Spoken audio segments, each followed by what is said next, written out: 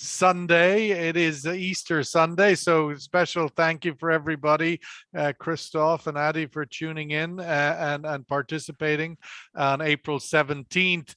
Let's kick off with Christoph Ruhl, Senior Research Scholar at the Center on Global Energy Policy at Columbia University. Christoph, out of all the things we can review and pick out, obviously oil prices rose last week after 2 weeks of declines. It seemed the narrative more dominant last week was concerns about supply, as noise out of Brussels indicate that the Europeans are finally coming to a position on sanctioning Russian oil. Your thoughts on last week? Last week, if we go systematically to the oil price, so from the inside out, so to speak, you have the military situation, the quietness before the storm. Everybody is waiting for the big clash in the east. And meanwhile, I can't help the feeling, but my impression is that the Russians have unified their command structure. There's a lot more targeted long-range attacks against ammunition dumps, fuel depots, military-related infrastructure, much more targeted than before, while this troop buildup in the east continues. And I think everybody waits for it. It's just not quite clear what is, how big a clash this is actually going to be, and whether it will be this kind of Second World War type clash where you have a winner and a loser, or whether it goes into a stalemate. And then around it, the next situation we had is the European Union, as you said, discussing to block oil imports. This is also an interesting discussion because so far we had sanctions which are voluntary. And there's no secondary sanctions. There's no punishment for India or China buying Russian oil in this case. And every country goes just as far as it can. With the European Union trying to make a unified decision for all its members, we are back to this either enforcement in the US or lowest common denominator in Europe. Whether that's good or bad in terms of reducing demand for Russian oil, it's too early to say, but the oil markets obviously thought that this may make the situation a bit tighter. Pressure on Germany is mounting to join the club, so we may see a surprising fast move on that side. And then moving further afield into the economy also, I think what we are seeing here, we no doubt will discuss later, so I'll be quick, is the effect of China now becoming very visible in oil demand. So we have on the one hand, really Chinese demand going down by 6% or so far this year. The refinery runs going down by 6%. It's one of the indicators we have. And on the other side, Russian production going down by about the same order of magnitude. And in both cases, going forward, the data becoming really very poor because the Russians have decided not to publish anything anymore, and the Chinese were never very good in publishing it. But we have this decline in demand and the decline in supply, sort of unknown magnitudes coming our way. And so you should expect the oil price to dance around a little bit more over the next weeks. Let's welcome Adi Masirovic to the table. Of course, Adi is the Senior Research Fellow at the Oxford Institute for Energy Studies. Adi, I'd just like to pick up on some of the comments you made just before we started and sort of where that intersection point is in terms of the European ability, decision-making at the time of year coming out of winter into spring. As Christoph suggested there, the situation and demand destruction in China. What sort of impact do those things have on the Europeans' ability, and Germany in particular, to develop a more robust posture on Russian energy exports? Well, I think it's, well, just to summarize, first of all, what Christoph said, and moving on to that, the situation is rather messy, and it's quite complicated. In terms of Europe, well, look, when it comes to crude oil, Europe, just to summarize that as well, imports about 30% of all its crude from Russia and about over 50% of all the products. So products are actually going to be a much more of a problem, and already are. We can probably come back to that. Diesel situation in Europe is rather dire at the moment. Europe, first of all, has to appear united in this whole situation, and already there are some signs of cracks with Orban in Hungary, and obviously Czech Republic and so on, saying that they would probably not necessarily stick to European demands, but Europe will have to at some stage stop most of its crude oil imports from Russia. and most likely they will agree at some stage to ban Russian imports. Obviously, this is a very different embargo. This is one-sided one where, you know, countries like India and China will not, you know, be punished in any way. It is not going to be easy for Europe because of this relationship with Russia in terms of gas. I think if Europe does this, I think you will see, you know, a situation developing on the Russian side already. We know the ruble payment system, which we can talk about a little bit later, where Russia would say, look, if you're banning our imports of oil, we are basically going to stop exporting gas. Now, of course, this situation at the moment is a little bit fortunate because we've gone out of the winter season, we're going to the summer season, but it's at the same time the injection season for European gas. So it's very, very difficult. I think for Europe, I think I said last time where we talked about this, Sean, that for Europe, it's much easier to actually ban, to do without Russian oil imports. It's much, much harder to do without gas. And we cannot separate the two because Russia will not do that, because for Russia it's the other way around.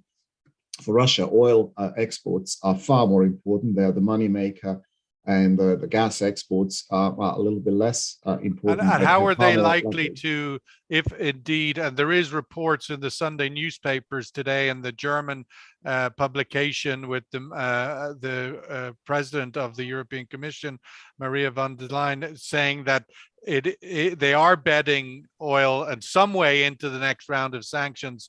How would the Russians connect those two? Well, the Europe will have to, first of all, from the European side, they will have to phase it in, very similar to coal. It will be sort of phased sort of approach to that. Russia, I think, is going to react very negatively. I've been saying this for a while because of the money importance of oil, and I can just see the situation getting far more complicated and tense with Russia going back, because the way Russia have set up this ruble payment system, there's a lot of leeway in it. There are exemptions and so on.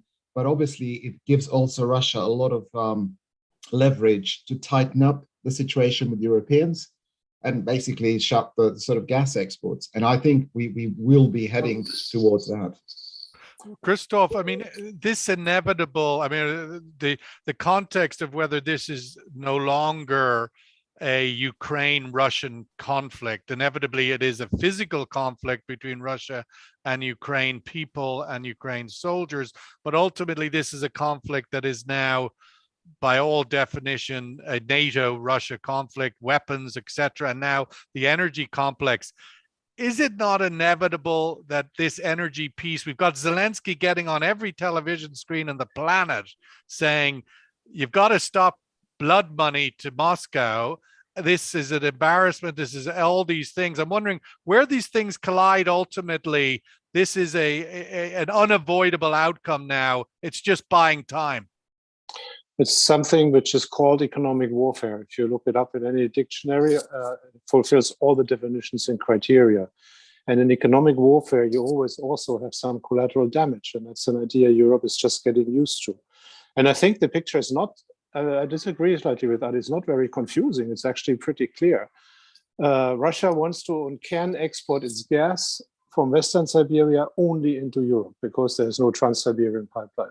So the moment they stop these gas exports, the gas is stranded and the revenues are gone. That's why they haven't done it yet and are unlikely to do it because, you know, with the confiscation of the central bank reserves, you know, they don't have the financial depth to sustain that very long.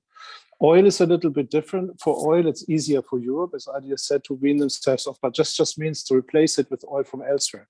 So in other words, this should mean more production in the OPEC countries is needed. The strategic petroleum reserve, which we have seen is necessary. And it would require an answer to the question, how much of this floating storage from Russian oil, which nobody wants to have, is actually clogging up production in Russia? And how much is sort of the global supply shrinking because of Europe replacing Russian oil with other oil. There's 1 million barrels per day which goes through the Druzhba pipeline, which cannot be immediately redirected.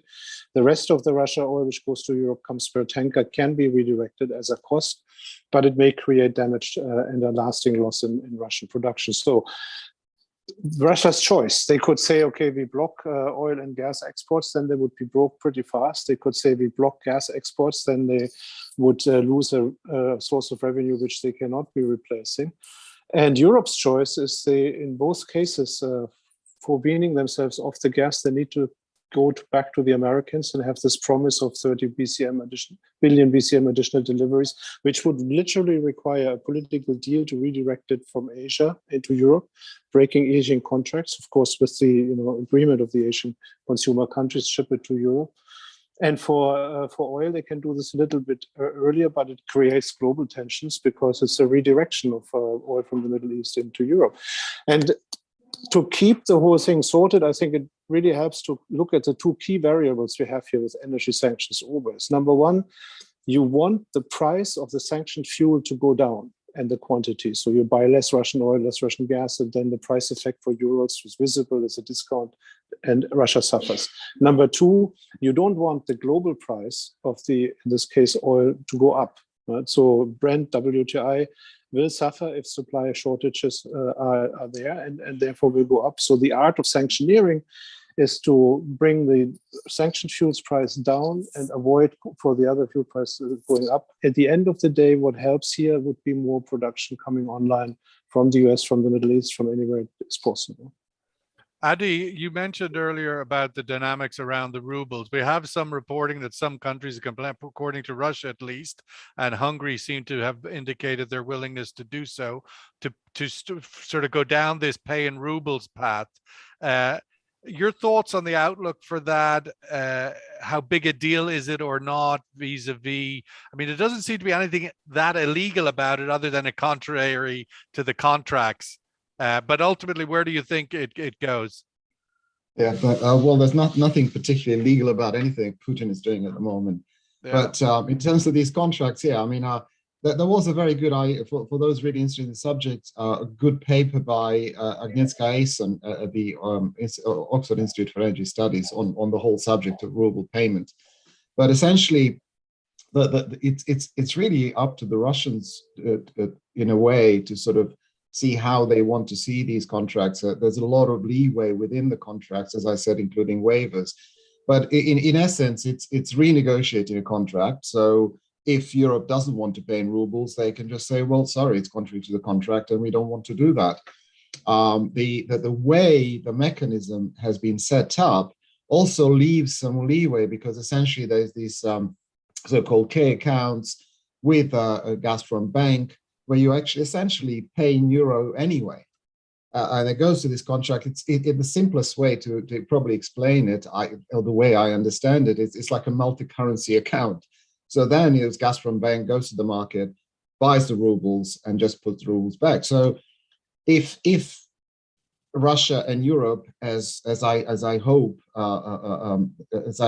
will happen, there's no ban on the exports imports of Russian gas, and I hope Christoph is absolutely. I really hope Christoph is right that doesn't happen. But the ban on oil imports is almost certain. I think by the end of the year, if that happens, I think Russia could say, okay, fine, this mechanism is kind of a bit of a fudge. You keep on paying in euros, and situation will be as before. What we're going to do? There's a magic black box in Russia where Gazprom Bank can either buy rubles, but actually maybe they can just convert those euros into rubles, and it looks like you're paying in rubles. So there's a lot of leeway in that whole situation, and it's purely political. So what's going to happen? It's very unclear. But the problem is that as of May, we could have a very complicated situation, particularly if Europe agrees to ban Russian imports from Russia for crude oil. There could be a disruption in terms of payments and supplies of Russian gas. So yeah, it's rather fluid, I'm afraid. Christoph, there is reports in the papers today as well that in the next round of sanctions, that the European Union could put ever tighter limits on Russian banks. There are some Russian banks still not under sanction, still have access to SWIFT, particularly Sberbank, which is the largest, I think, on a retail level in Russia. If we see tighter, more sanctions on more banks cut off from SWIFT, what do you think the sort of follow-through impact of that is, just vis-a-vis whether one even has an option to buy or purchase? There are several things at stake here. So first of all, I think it's important to realize that from the technical economic perspective, this ruble problem is a complete red herring. So first of all, Adi is right. The contracts are so that it really doesn't matter. And this is just a nuisance. Now you have to violate your own sanctions and you have to find rubles somewhere and give them the rubles rather than them finding the rubles. But technically, that this is paid in rubles first and then exchanged, or paid in euros and exchanged over there, same. Makes no difference. It really is. And at the end of the day, Russia, of course, wants dollars and euros. The ruble they can print themselves. And they're in a situation already where they're not importing anything, but exporting a lot. So the ruble goes through the roof, which is that's a dubious benefit. So that we should exclude. Now, you're right, and there are still some sanctions. I can't help the impression that this is all part of this. You have this guy on the top making very tough decisions, and then underneath sort of a layer of technocrats trying to prevent the worst. Because what is at stake here, number one, is the question of sovereign default. Russia has bond payments coming due. And the more sanctions banks are unable to transfer hard currency to make these payments, the closer Russia is to a default. Even if they have the money, they cannot simply go and pay in rubles because in most contracts they're excluded. So now they have to find ways. Secondly, there's of course the energy payments. That's what Gazprom Bank is still alive because they have to be processed and they're coming straight into Russia. 35 billion since the beginning of the war from the European Union alone. It's quite a chunk of money. So the further tightening the noose around the banks will have to come in lockstep with decisions on importing less energy. Otherwise, it doesn't make much sense. And secondly, it will have this dimensions of cornering Russia further into defaulting on its sovereign bonds. And also there's another dimension. There's a large amount of assets which have been held, equities, stocks and bonds, and so by commercial entities and investors in the West. The Russian proposal has been to establish special ruble accounts in Moscow and to cancel all these ADRs and GDRs, which are basically derivatives for Russian stocks traded on Russian markets. So typically when you wanted to invest in Russia, you would buy something which was traded in London or New York and made you feel more healthy and quoted there. But it was based on a stock in Russia. So Russians are proposing to cancel all of that and give those investors ruble accounts, and then they can participate in the Russian markets, which of course is not legal by Western sanctions, but would be legal, for example, from the UAE. And so the Western attempt again would be to block that, but they would then violate their own, I mean, the collateral damage would be their own Western investors and banks which holding these assets.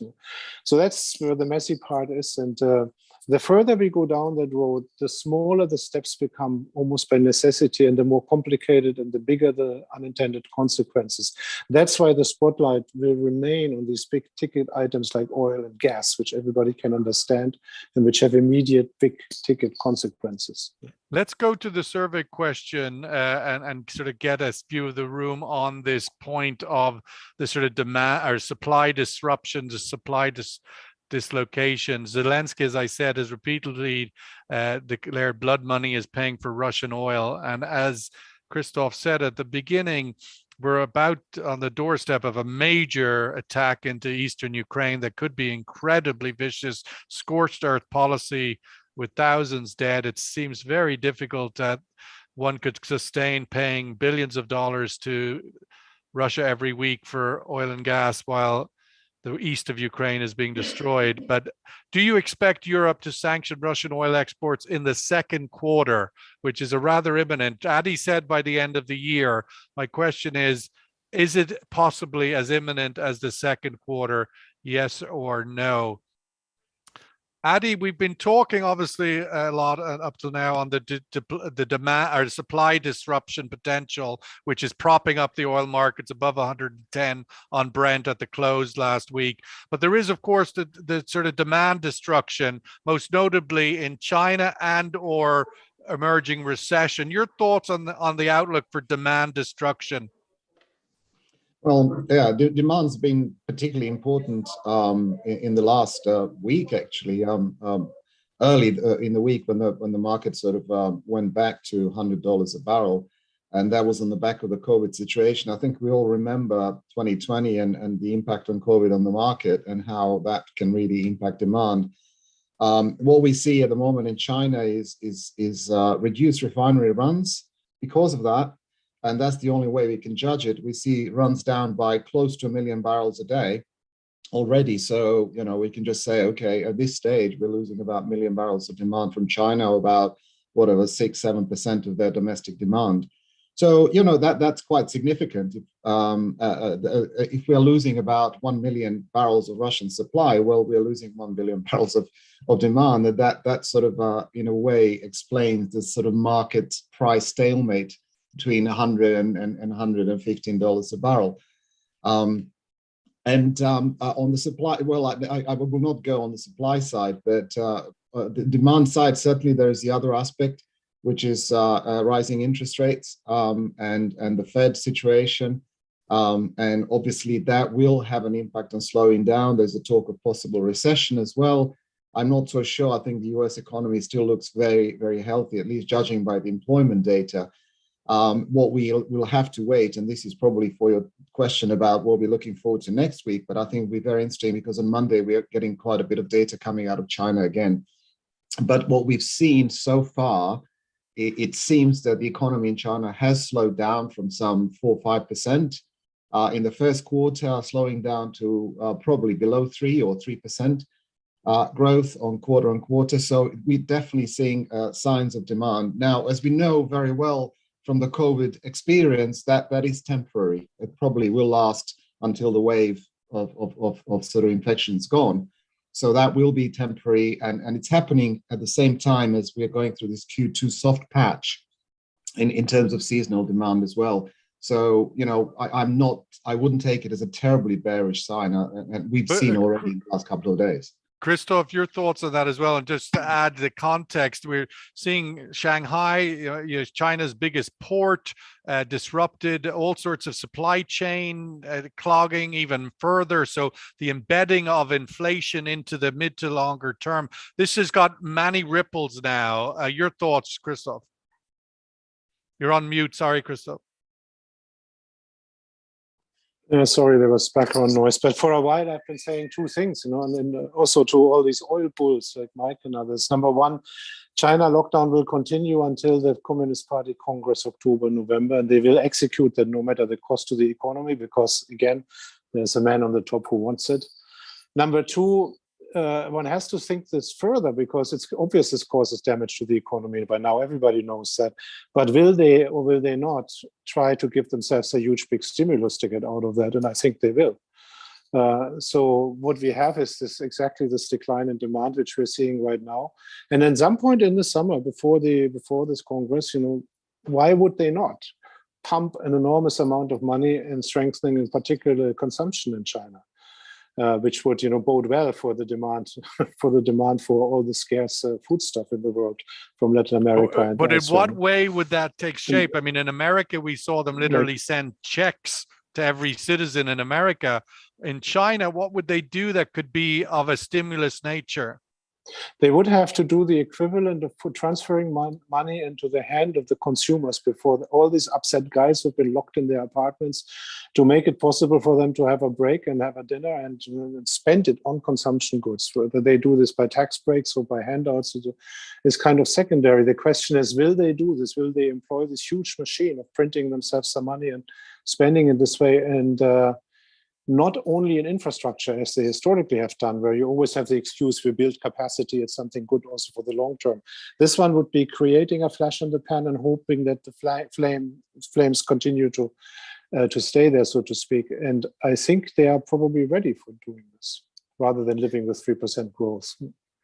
Yeah, Adi, I wanted to, before we have to wrap up, get to your latest report you published last week on the structure of the Brent contract, sort of pressing sense of urgency now about the reformatting of the Brent basket. Just to give us a quick update of why that is, do you think, so more urgent than in the past? Well, we've had a big fall in sort of what we call Brent basket crude supplies. We've gone actually in April just below 700,000 barrels a day, which is very little. Brent, as we all know, is a key benchmark in the world, global one. WTI is more of a regional one, even though it has a lot of liquidity. And something had to be done. Platts came with now it's called S&P Global, whatever, they've changed name. Global commodities. Correct. Yes. Thank you. In February 21, they came out with a proposal that I also wrote a paper. It was really bad, bad idea, moving Brent to CIF bases, and market reacted very negatively to that. And then they went back to the drawing board, and they came back with this new proposal, which actually just finished so-called discussion stage in early April.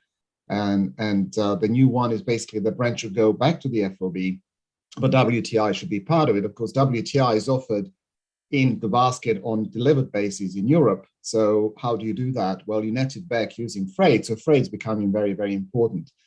And most likely it will be that WTI will be the dominant grade in the so-called Brent basket. So now we'll, if this goes, if the proposal is accepted by the industry, and so far I think that probably most of the industry kind of agrees, what will happen is from summer 2023, we'll have this WTI inside the basket, probably dominating, especially now with the war in Ukraine, with Urals and flows changing. Urals went last week into the Caribbean, actually, storage, whereas we've got Murban coming into Europe now, into Repsol and Total refineries. So we've got basically WTI becoming extremely important and dominant grade in so-called Brent basket. So I think it's a very big, significant change that everyone should be aware of. And there was a paper came out, as you said, just over a week ago. It's free downloaded. And there's a podcast on the subject as well in the OIS, on the OIS website. No, I've read it, and it is very worth reading if you are a market actor, no doubt. Just quickly, Adi, you mentioned week ahead. The US is coming out of a long holiday weekend. There's a sense of optimism even with the earnings season. I'm wondering, does Ukraine continue to be a disruption for the US, or like a lot of things, the US can sort of coexist with noise from abroad? We'll get back to business. Well, U.S. economy, as I said, is looking good. So I think there's a lot of signs for optimism. Yeah, but inflation is bionic at the end of the day. Even, Well, inflation is reflecting it. People are spending a lot of money, and they have money to spend. The employment being the key. And that's what we went back. Christoph and I were chatting about this before the program started, about why US is not producing more. There's a shortage of labor out there as well. So the situation is looking rather good, I think. I think everyone will be watching the Fed and what the Fed does next. And they've certainly been sounding at least very hawkish. So, but the market didn't seem to buy it so far. So we'll see what happens. We have this major war in Europe. We have so many potential geopolitical issues out there. We have stock market at record highs, and the market doesn't seem to be coming off. It's quite a puzzling situation, at least for me. It's somewhat the only gig in town, it seems still. Christoph, last word to you. Let's get the survey result. Yes, do you expect Europe to sanction Russian oil exports in Q2? 60-40, yes. Christoph, next week, markets momentum. We saw sort of a big rise in oil recovery last week after Brent was looking like had broken through 100 and now raced back up to 111. Your thoughts on the outlook for the week ahead? I think the oil price short term will be waxing and waning a little bit, so that's probably not the decisive thing.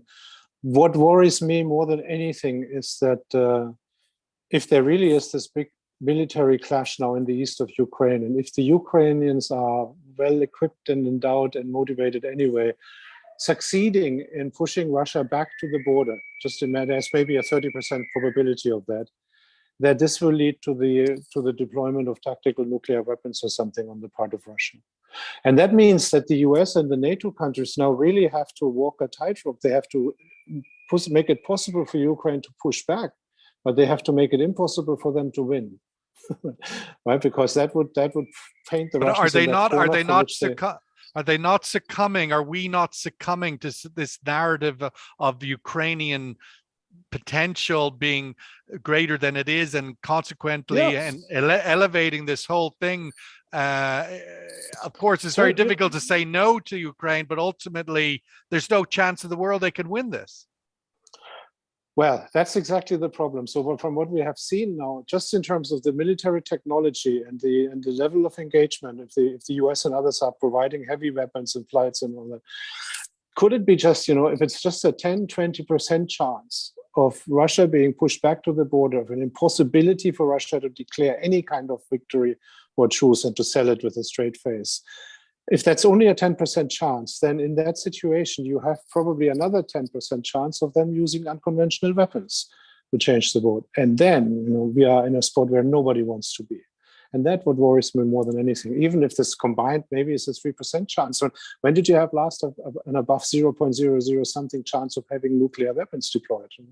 It's not, it's not a good thing. It certainly is concerning to me that the Americans are willing to put more and more weapons into the theater of war, knowing the consequence of that. And they have no qualms in many cases in the past saying no to stuff and not being the good savior and whatever else. So why they are compelled to escalate this war, to me, is concerning. I mean, it's easier to fight a war in somebody else's garden, of course. Yeah, but then the Russians had it coming. I mean, this is a war of aggression, so of course they should. I mean, you have to wish for the Ukrainians to beat them back to the border, but there is this possibility of consequences which are way above everybody's head. Yeah, I think that is true, and maybe we'll start to see the dominoes of that in the coming week as this new offensive commences. Christoph, thank you so much. Have a safe trip back to Europe this week. Adi as well, thank you very much for joining us on this Easter Sunday. What an Easter Sunday, as what happened on Easter? The risen, Christ rises on Sunday. So I don't know, maybe there's a new rise this Sunday, who knows? Anyway, we'll see. All the best. Thank you very much. We'll be here every morning, 10:30 UAE time. Okay. Cheers.